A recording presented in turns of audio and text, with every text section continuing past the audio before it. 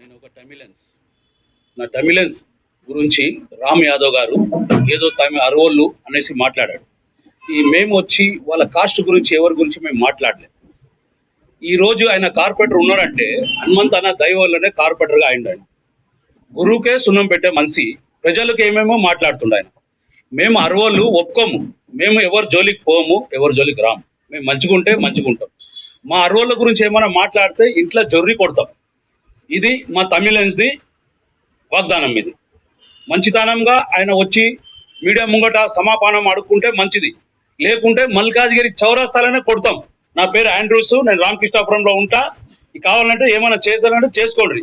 ఇది ఏమి fake ID నుంచి నేను ప్రెస్ రిపోర్ట్ ఇస్తాను, నా ఓన్ ఐడితో ఇస్తున్నాను. నేను మీకు అందరికి చెప్తున్నా, టీఆర్ఎస్ పార్టీకి మొన్న టీఆర్ఎస్ పార్టీ నుంచి కేటీఆర్ గారు వచ్చి అంటుండు అతని ఇంటికి పేర్లు రాసుకోండి, ఏసీపీ డీసీపీ వీళ్ళందరినీ పేర్లు రాసుకున్నారంటే మీ అయ్యా జాగిరా ఏమైనా టీఆర్ఎస్ పార్టీ?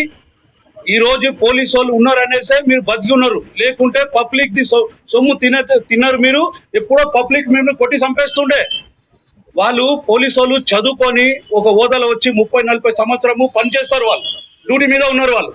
వాళ్ళని ఇట్లా అంటే మా పద్ధతి అనేది ఎప్పుడు చూడు గవర్నమెంట్ కానీ ఆడ 3 పోలీస్ కూడా ఇట్లా మాట్లాడితే వాళ్ళు ఒక పబ్లిక్ సర్వెంట్, వాళ్ళనే ఇట్లా మాట్లాడితే ఆమ్ ప్రజలకు ఏం మాట్లాడతారు మీరు?